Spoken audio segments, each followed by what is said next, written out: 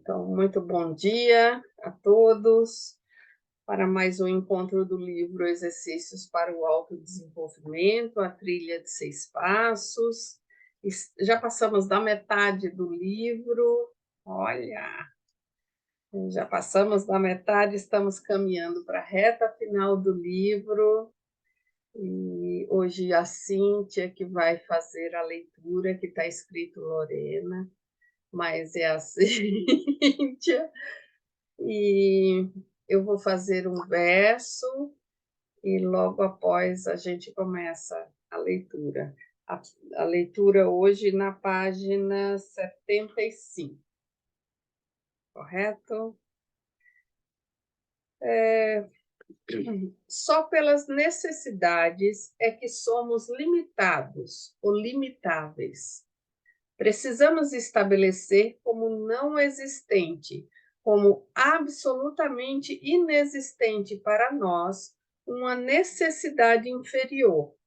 E tudo aquilo ao qual não queremos permitir influência alguma sobre nós, com isto eliminamos qualquer comunhão com ela. Novalis.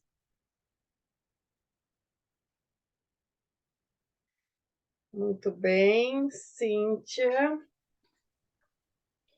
Vamos lá. Pode colocar esse verso no grupo depois? Posso, coloco sim. Tá. Então, o lugar da trilha de 6 passos, no caminho da escolarização. Rudolf Steiner apresentou, no decorrer dos anos, os exercícios da trilha de 6 passos de diferentes formas. Ele falava de 6 características ou virtudes que devem formar o fundamento para toda a escolarização espiritual orientada. Através da execução dos exercícios,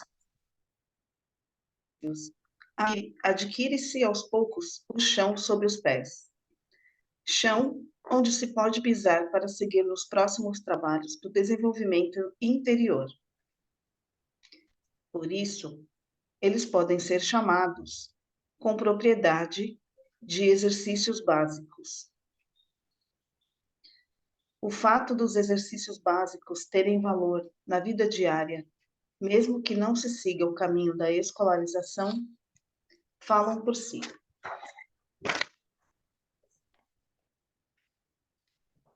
Exercícios colaterais.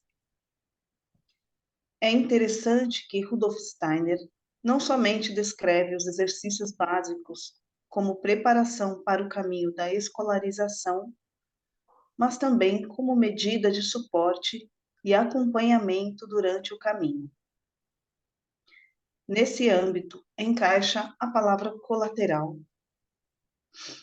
Nebenübungen, acho que é assim, exercícios paralelos ou complementares, com a qual ele indicou algumas vezes o grupo de exercícios.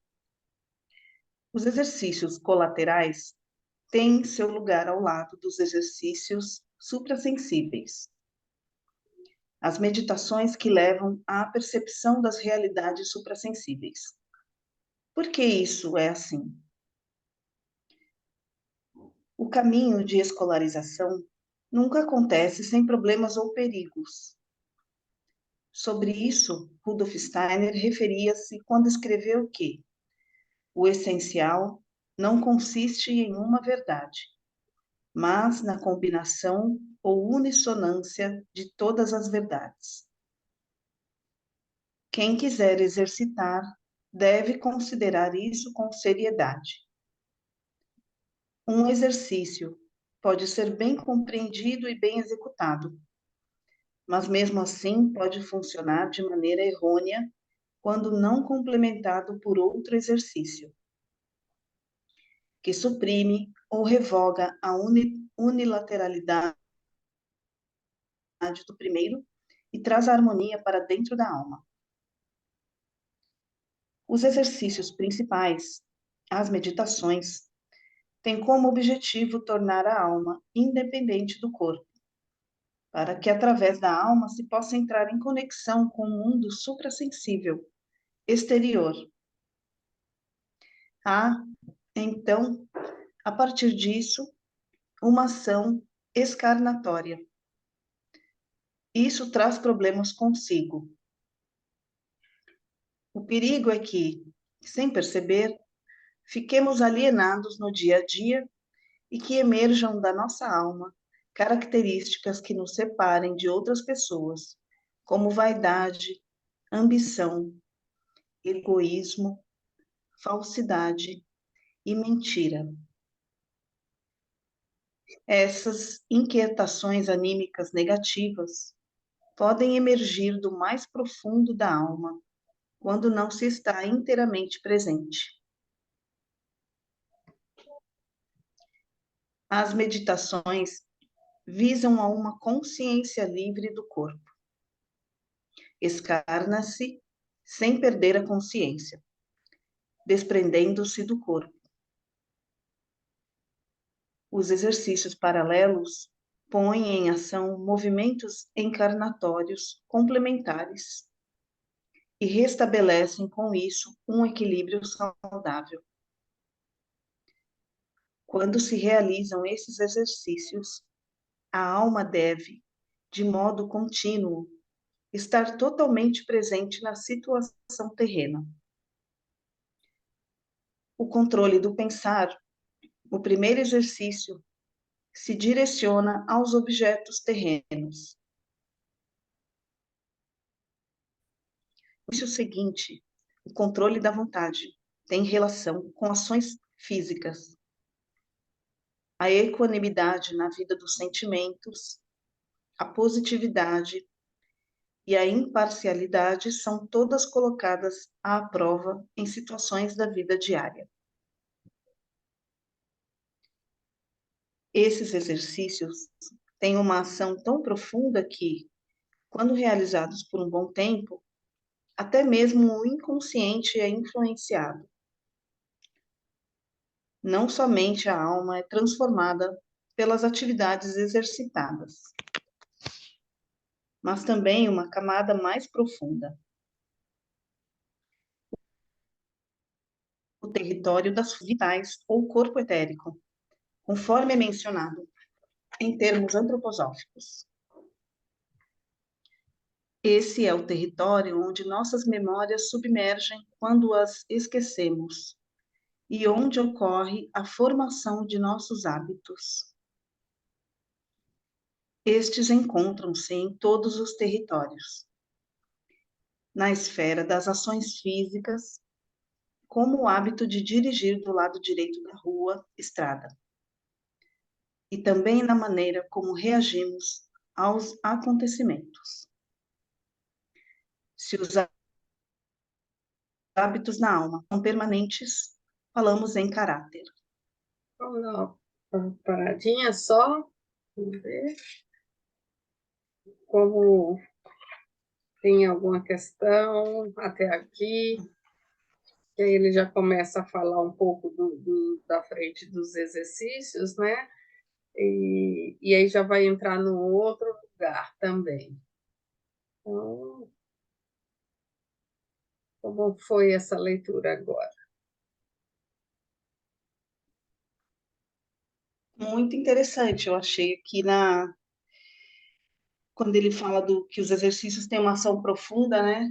Aí eu acho que sempre retorna para aquele lugar de você estar presente, e aí, quando você está lá no dia a dia, nos atentos, vem as situações de encontro, e aí você vai reagir da forma de sempre. De repente, alguma coisa te diz assim, você é assim mesmo? Como se fosse um sinal, né? Eu acho que isso daí tem a ver com essa parte que ele fala que as memórias submergem na gente, né? Quando que eles vão para o corpo etérico, né? Acho que isso tem a ver com os hábitos, né? Sim. Acabou de falar aqui. Sim. Que acabam dirigindo, né? Assim, como ele deu o exemplo de de dirigir do lado direito. Você pode estar numa maior distração, quem dirige o carro, né? Mas imediatamente quando você dobra uma rua, é meio que já subentendido, né? Eu vou por esse lado aqui, né? É que Então, é uma coisa que já está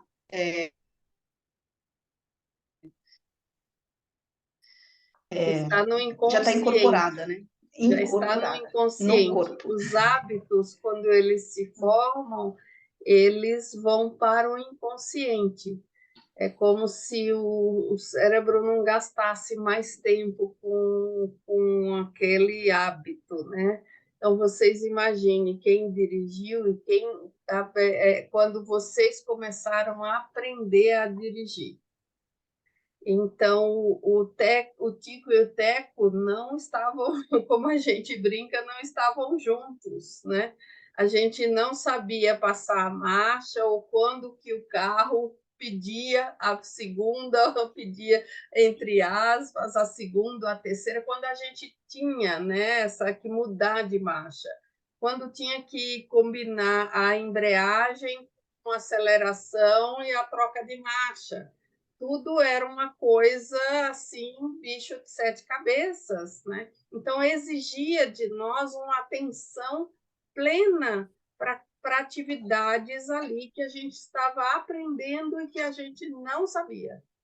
Exigia uma atenção mesmo.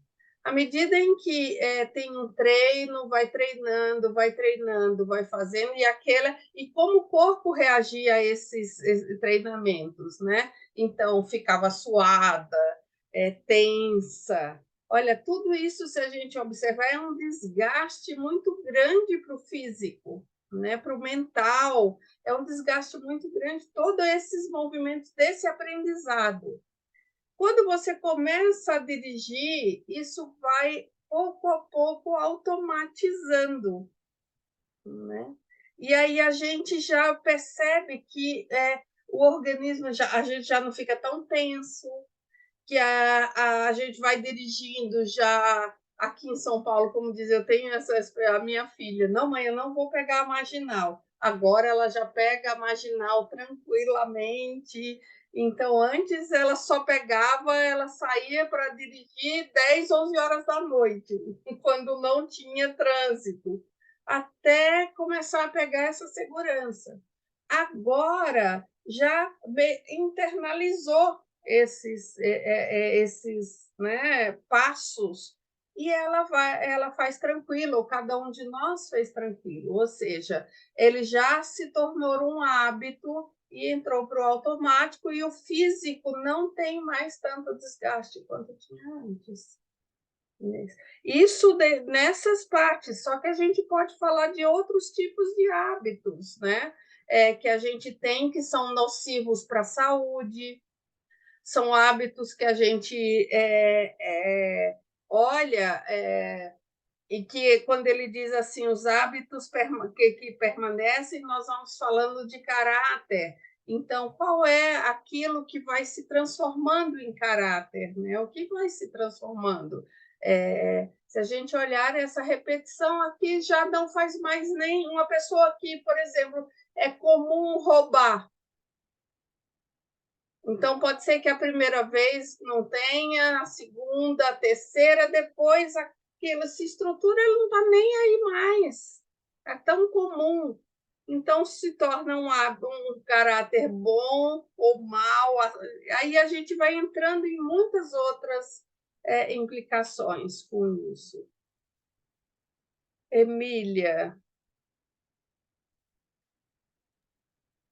O que me chamou muita atenção aqui, Márcia, foi esse assim, ó. O essencial não consiste em uma verdade, mas na combinação ou unissonância de todas as verdades. E aí, esse exemplo que é dado aqui de uma pessoa que começa a meditar, que é um processo excarnatório, mas que ela pode acabar ficando meio fora da vida do dia a dia. E como que é importante a gente combinar as duas coisas. Achei muito interessante isso. Sim, é interessante, porque o objetivo desses exercícios é você viver na plenitude, como diz, do dia, da vida diária, né? Uhum. Nesse sentido. Não é sair do mundo que nós vivemos. O Ronaldo, acho que contou uma história do Cristo, quando ele vai para os essênios, e aí ele encontra todos os essênios no estado meditativo e tal, e quando ele olha do lado de fora, né, estão os dois seres ali na porta, e esses seres, eu vou usar a palavra, mas não foi essa, tá? Atazanava a população. Então, ele fala assim, eles se retiravam, né, para essa meditação, mas todos esses aspectos, né, difíceis à população que ficava. Então, o que ele propõe aqui é que cada um faça esses exercícios no seu dia a dia, né? Que é assim, na vida diária que eu tenho que olhar o pensamento, o sentimento e a minha ação, a minha vontade. Se eu me proponho a fazer uma meditação, eu não faço. Se eu me proponho a fazer alguma coisa, eu não faço. Eu enfraqueço a minha vontade. Então, no diário. Se eu não faço, aconteceu algo na minha frente, e eu não exercito a positividade, né? Então, isso vai passando e eu não vou transformando, porque ele diz, esse é o objetivo, esses exercícios, eles são considerados o centro do caminho antroposófico, porque o objetivo é trazer fazer esse relacionamento saudável entre o eu, entre o astral, o etérico, essas forças anímicas também, do pensar, sentir e querer. Aí. Fale, Cíntia. O que a Emília falou, foi a mesma coisa. E aí foi que eu notei que os exercícios principais, né, que as meditações, elas vinculam a alma para poder perceber esse mundo superior, né, mundo espiritual seria, que a gente não consegue ver aqui, né, com os olhos físicos. E aí esses exercícios, eles trazem, igual você falou, né, a alma para ela se vincular à parte terrena, né. E aí eu acho que é essa prova de você perceber como é difícil também cada um deles, né? E aí eu acho que entra a humildade, né? Porque é você ter esse conhecimento né? Assim, se a pessoa na meditação alcança um certo nível, consegue perceber coisas que não estão aí visíveis para todo mundo, né? Que não faz o caminho, mas ao mesmo tempo te coloca no mais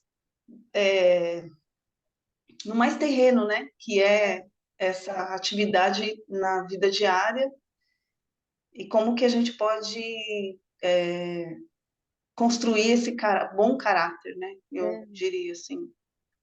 E como é difícil, né? Como o Ronaldo sempre fala, é tão fácil ler, nossa, é só fazer isso. Mas como é difícil. Então, você veja, é um trabalho prático na vida diária, um trabalho prático no mundo espiritual. São os dois juntos, não estão separados. Então, se a gente tem essa atenção de praticar os exercícios, os dois vão caminhar juntos. Então, eu não preciso me retirar da vida prática para alcançar um nível, um nirvana ou qualquer outra coisa. É na vida prática que eu tenho que fazer isso.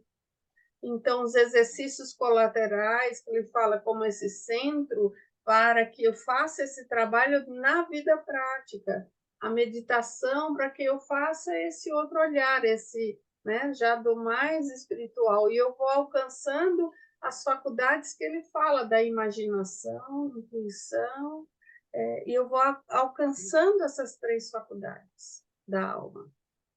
Entende? Então, imaginação, inspiração e intuição. Cada vez mais, acho que fica mais claro para mim a importância do pensar, né? Que antes, quando eu comecei a conhecer o que era antroposofia e tudo, eu via sempre isso, né? Sempre em todos os lugares, até no jardim da Escola Waldorf tinha essa fala, né? E agora eu percebo, assim, como sempre, né? Esse pensar, você alcançar as instâncias superiores, não lá no devaneio, na fantasia, né? Mas através de um pensar claro. E também um pensar claro na vida diária, estar presente, né? Sim. Muito, muito bom. É interessante, né, isso. E a gente vê que dá para fazer, né, dessas mínimas coisas. É isso, porque são coisas tão simples, mas que a execução exige uma presença, né, em si. Sandra. Então, Márcia, me ocorreu uma coisa assim: quando você tem os seus hábitos e muito fortemente, eles podem se tornar vícios, Sim. não é isso? Então, com toda essa força e essa presença, eu faço com que os hábitos eles não se tornem esses vícios. É isso? Sim, Eu eu poderia ter trago esse isso. raciocínio. Que se a gente for ver, o vício também é um hábito, né? Então, eu tenho o hábito de fumar, e aí ele é esse hábito que vai sendo nocivo para a saúde, e muitas vezes, eu já nem percebo mais, porque eu tenho aquela repetição de gesto, eu não estou mais presente. E aí ele vai se tornando dessa forma, né, prejudicial. Quantos hábitos a gente não tem que não é prejudicial à saúde? Quantos? Né? Desde as mínimas coisas, que aí a gente precisa ter a nossa presença, e aí entra quando ele fala, né, do corpo etérico. Para que eu possa tirar isso, eu tenho que meio que forçar essa saída do automático. Então, a gente estava brincando, né? Brincando, não, falando no início, que essa repetição que está no etérico. Eu preciso, quando eu conto, faço a meditação, por exemplo, do 30 a 0. Por que a meditação? Porque a retrospectiva diária vem sempre nessa parte do contrário, né? Seria mais fácil fazer 1, 2, 3, 4, 5, 6, 7, 8, 9, 10, né? Assim? Só que facilmente a minha mente se distrai. Se vocês contarem agora de 1 a 10, então 1, 2, 3, 4, 5, 6, 7, 8, 9, 10, entra no automático. Agora faça o contrário. 10, 9, você consegue no mesmo ritmo. 10, 9, 8, 7, 6. Ele diminui um pouco esse ritmo, né? Então, eu preciso ter uma atenção maior para isso, para esse lugar, para sair desse automatismo. Julieta.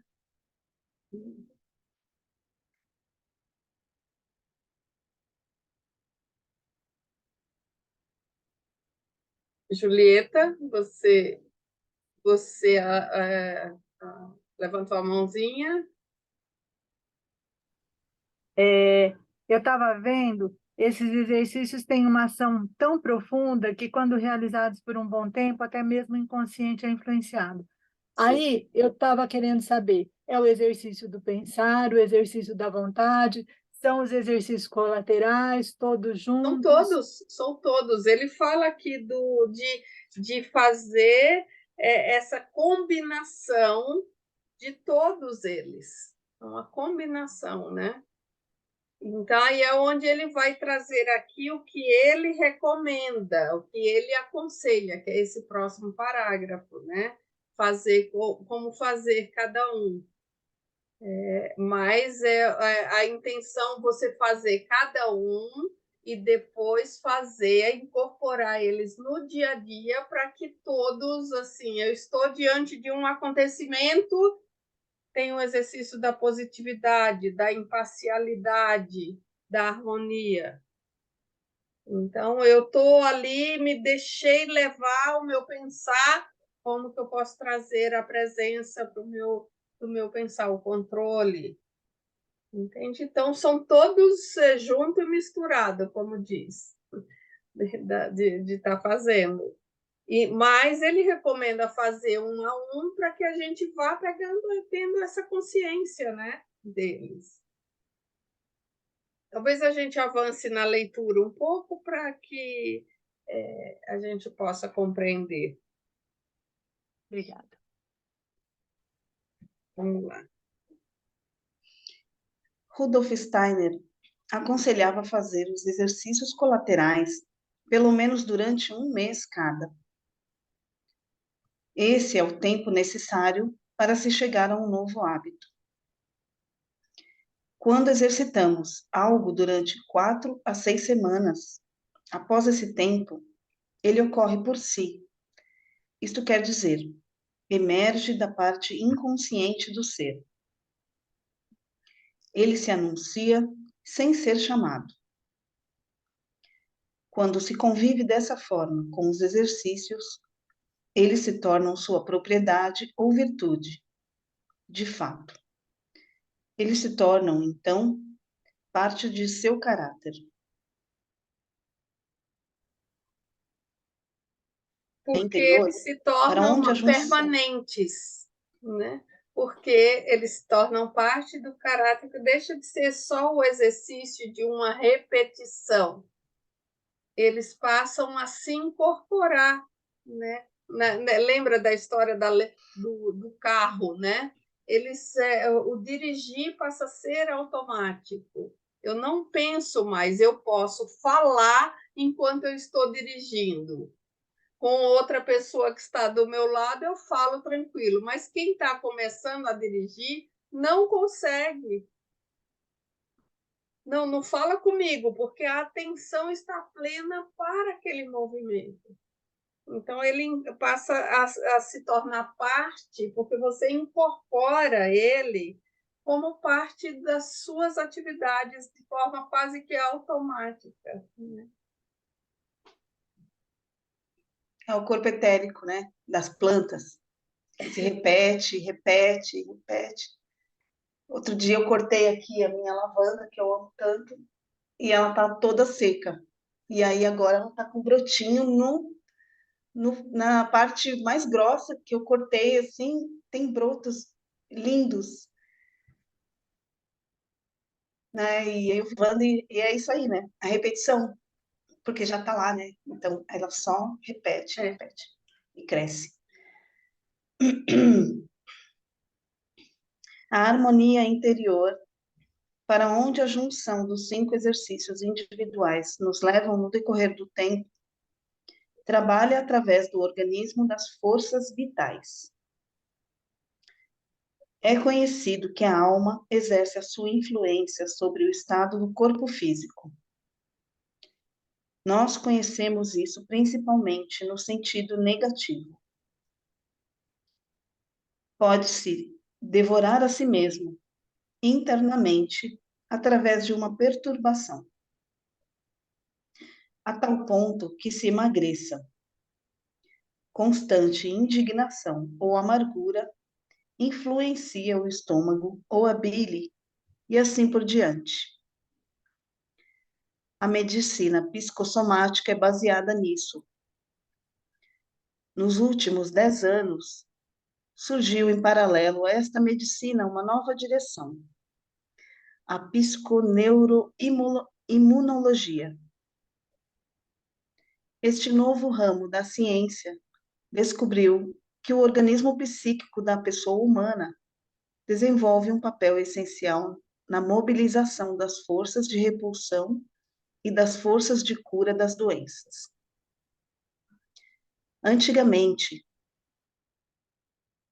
era do conhecimento geral que a possibilidade de cura aumentava significativamente quando o paciente de tuberculose resgatava sua confiança no futuro. Em doenças malignas e degenerativas, Sabia-se que o desenrolar era também definido com a questão do doente ainda ver uma perspectiva ou um objetivo para si. Na psiconeuroimunologia, foi descoberta uma confirmação para tais experiências até o nível físico.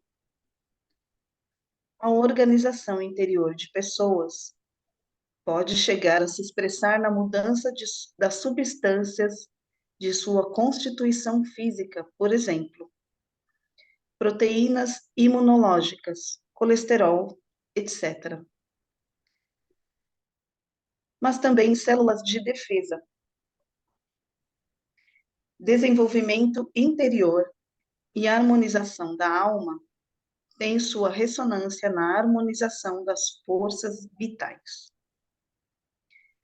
O primeiro motivo do caminho de escolarização, que é o desejo de se obter uma saúde interior, vem através disso exposto numa inesperada e nova luz. E aí ele vai trazendo esses exercícios, como influencia o estado do corpo físico, né? Como vai influenciando. Quando relaciona a psicossomática, a psico, né, do mental e soma do corpo, a gente conhece o ditado mente sã, corpo são. Assim, a gente já tem esse ditado. Então, aquilo que acontece na mente afeta o nosso corpo. Aquilo que acontece no nosso corpo também está influenciando a nossa mente. E aí a gente tem uma contrariedade. E aí a gente começa a falar assim, descrever. Eu estou verde de raiva. Então, eu estou vermelha de raiva. Então, aquilo me embrulhou o estômago. Olha como a gente vai falando das emoções no processo corporal. Aquilo me embrulhou o estômago. Aí a gente tem um conflito interno que a gente não sabe o que fazer. Aí a gente tem no corpo uma dor de cabeça. Olha só. Aí eu estou, e aí vai vendo quantas emoções que a gente vai trazendo para o corpo. E é assim, toma remédio para dor de cabeça, aí eu não tenho a percepção do conflito interno que está acontecendo em mim. E aí ele vai surgir em outro lugar, em outro lugar, em outro lugar. Então a emoção está constantemente. Ele traz aqui uma perturbação, uma amargura no meu estômago. Aí a gente olha a úlcera, o quanto que está de emoções ali. Né? Então eu não falo, eu estou com um bolo na garganta. A gente não vai trazendo essas expressões, falando das emoções, desses estados para o corpo. E aí chega hoje essa psiconeuroimunologia, também esses estudos para falar desse lugar, do quanto o sistema, o cérebro influencia nesse sistema imunológico. Nesse lugar, o quanto que vai trazendo esses estados psicológicos. Aí a gente passou por uma pandemia e a gente viu o quanto que o estado das pessoas influenciava o seu corpo. Aí a gente vê situações de estresse. O quanto as situações de estresse vai gerando um pânico, vai gerando algumas situações, e aí a gente fica incapacitada para o dia. Então, todos esses... o estresse, a resposta ao estresse diminui o sistema imunológico. Né? O quanto as respostas nossas às situações do dia a dia vai influenciando. O quanto que eu, ao receber, por exemplo, um diagnóstico de alguma doença e como eu enfrento isso, influencia a minha cura. Eu escutei o relato de uma executiva que ela era uma workaholic e que ela trabalhava intensamente, até que ela descobre que ela estava com um câncer. Paralelo a isso, a mãe dela também descobriu que estava com câncer. E as duas iniciaram o tratamento. Só que o enfrentamento dela em relação a isso foi buscar mudança de hábito, cuidar da cabeça, de todos esses lugares, né, para poder lidar e enfrentar a doença. E a mãe dela, ela percebia que ela não conseguia mostrar esse outro aspecto para a mãe dela. E o que aconteceu? A mãe, a gente não fala isso, foi definhando e acabou falecendo. E ela lidou com isso, com o câncer, num outro estado.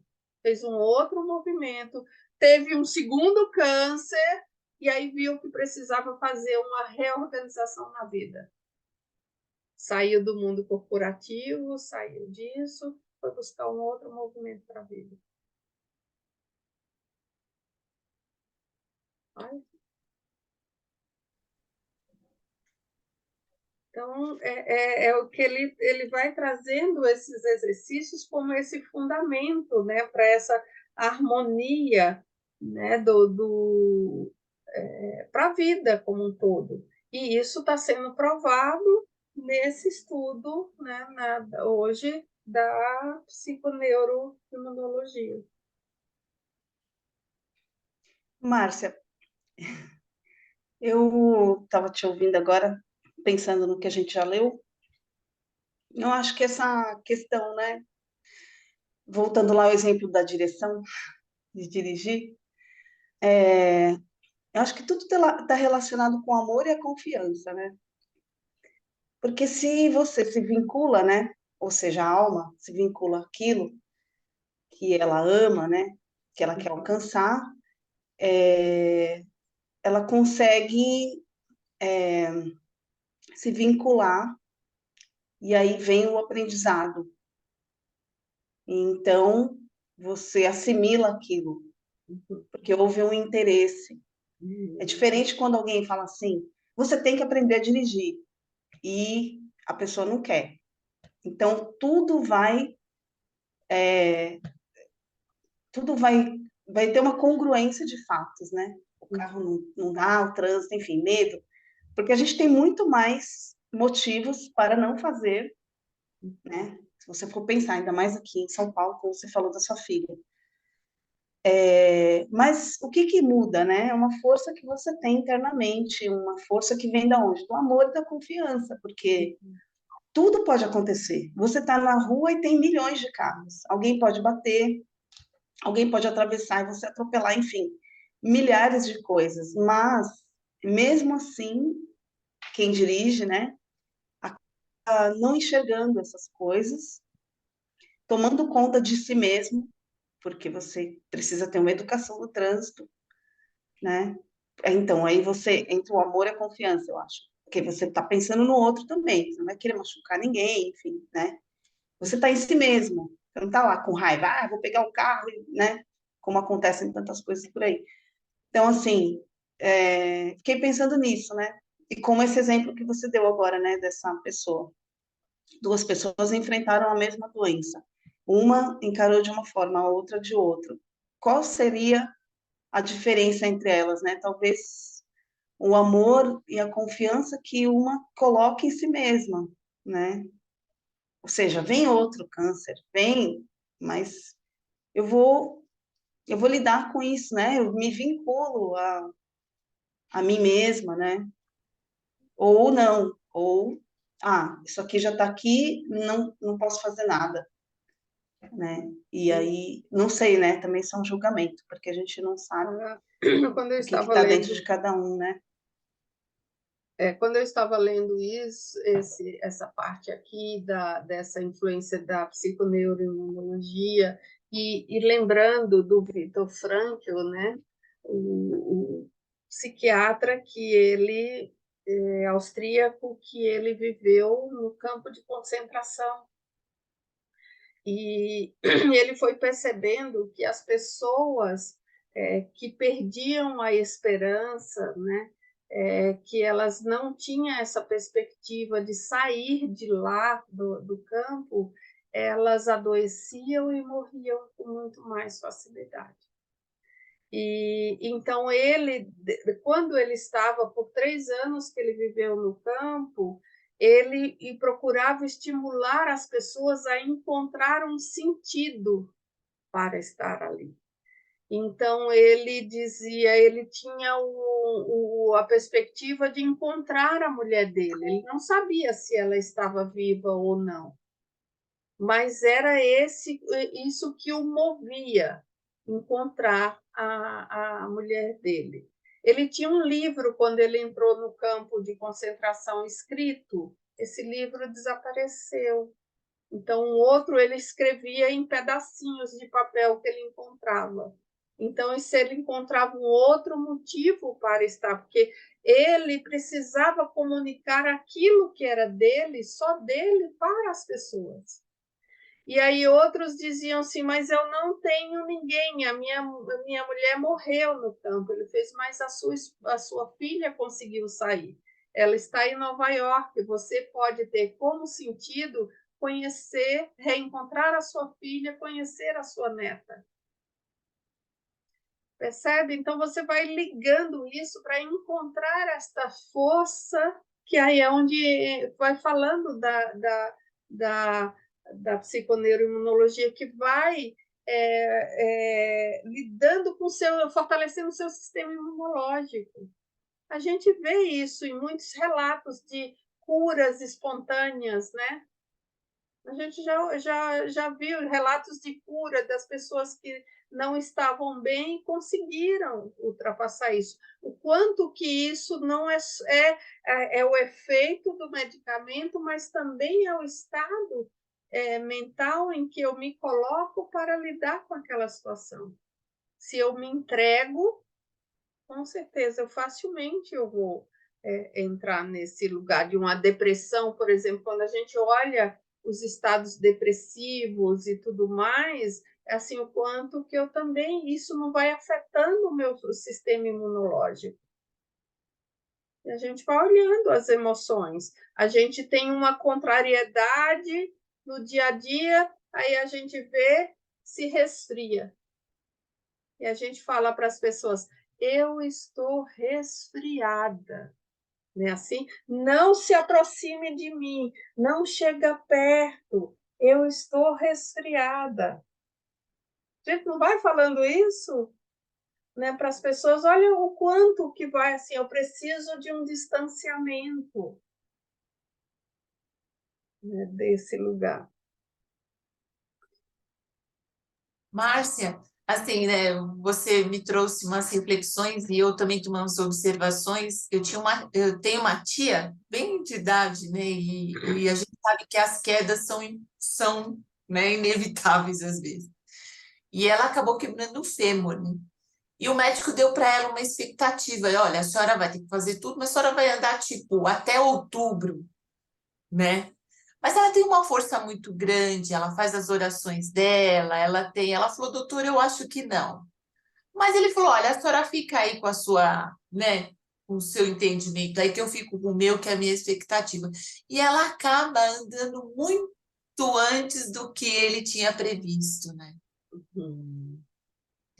E foi assim, é divino, né? Porque foi precioso, porque aí quando ela vai ao médico, né? Até ela leva uma lembrança para ele, dizendo assim: olha, doutor, eu tinha uma expectativa que eu ia andar em outubro, mas em agosto eu já estou andando. Então é uma força importante.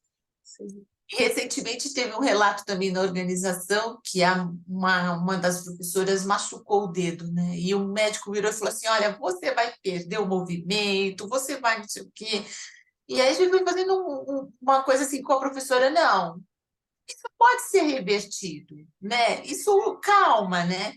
E ela já está melhor. Então, o quanto que a nossa força é importante, né?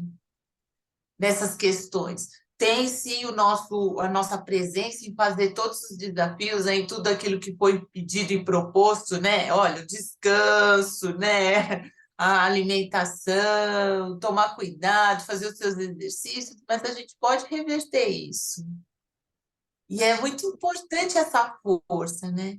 Então, vem de encontro com o que você fala do relato, né? E quantos relatos de expectativa de vida que chega e fala assim, olha, você vai ficar até os 40 anos, você fica até 70. Isso, a gente Não é? encontra muitos relatos. Muitos Assim, relatos, né? Pelo acolhimento até da família, isso. né? Acolhimento da família, de tudo. É isso que hoje, com esse novo ramo, né, da ciência, que está sendo estudado, essas influências, né, desses estados no cérebro, no sistema imunológico. Como é que, se a gente olhar e for ampliar isso, por exemplo, o poder da oração, a gente, né, e tantas outras coisas das energias e práticas, e que vai melhorando o sistema imunológico, né, nesse lado. E aí, por onde passa isso? Né? Então, o certo é que nós temos que praticar estes exercícios. E ele está esmiuçado aqui, né, de todas as formas. Ele fala de várias formas da gente fazer esses exercícios, esmiuçar, para ter né, essa saúde, mais saúde nesse lugar. E veja que tem uma parte dos exercícios que eles são individuais, quando fala do controle do pensar, quando ele fala do controle do querer, o controle do sentir. Essa prática, né, é individual, é comigo. Mas tem outros que têm a ver com a relação com as pessoas. Então, na positividade é comigo, mas é quando eu estou na vida social, né, com as pessoas. Se a gente for olhando isso, então, todos eles, olha, quando a gente se encontra numa situação no dia a dia, são oportunidades para a gente se questionar, para a gente se trabalhar, questionar nossos conceitos, nossos preconceitos, e a gente, tanto num lado que é conosco, e quanto é no social, na vida prática, no dia a dia, aí. Quando ele fala, quando é que eu posso olhar, quando é que esse divino está tão presente em mim, está presente aqui, quando eu olho para a paisagem na janela, né? Está presente e quando tem algum acontecimento e eu não me deixo tomar pelo acontecimento e digo, faço o exercício da positividade, né? Dessa imparcialidade em cada um do dia a dia a gente pode, né, estar. Então, é esse o convite que ele traz. A antroposofia, na prática, tem a ver com os exercícios, com as meditações, com isso aí.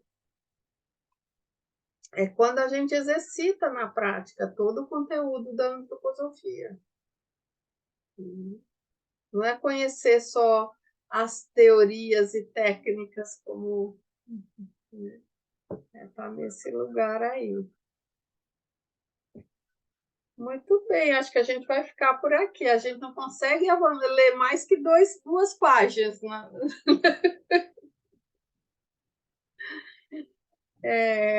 Então, na semana que vem é feriado, e aí a gente não vai ter, a gente vai pular, né, a próxima semana, e a gente se encontra na outra. Certo? Certo. Alguma Certo. consideração? Alguém? Temos 3 minutinhos ainda. Não. Precioso. Exercitar agora, né? Exercitar a vontade. Exercitar a vontade. Eu posso falar um versinho Claro, aqui que eu acho que cabe bem com o que você está falando, né? Quando o Steiner fala, né, fazer tudo isso, né, os exercícios, e quando que a gente vai realmente usar, né? Quando a gente tem uma prova, uma adversidade, né? E aí tá ali o prato cheio para você. E aí eu lembrei desse verso que ele fala assim: alegrias são dádivas do destino, que demonstram seu valor no presente. Sofrimentos, ao contrário, são fontes do conhecimento, cujo significado se mostra no futuro. sim, perfeito. Muito bem.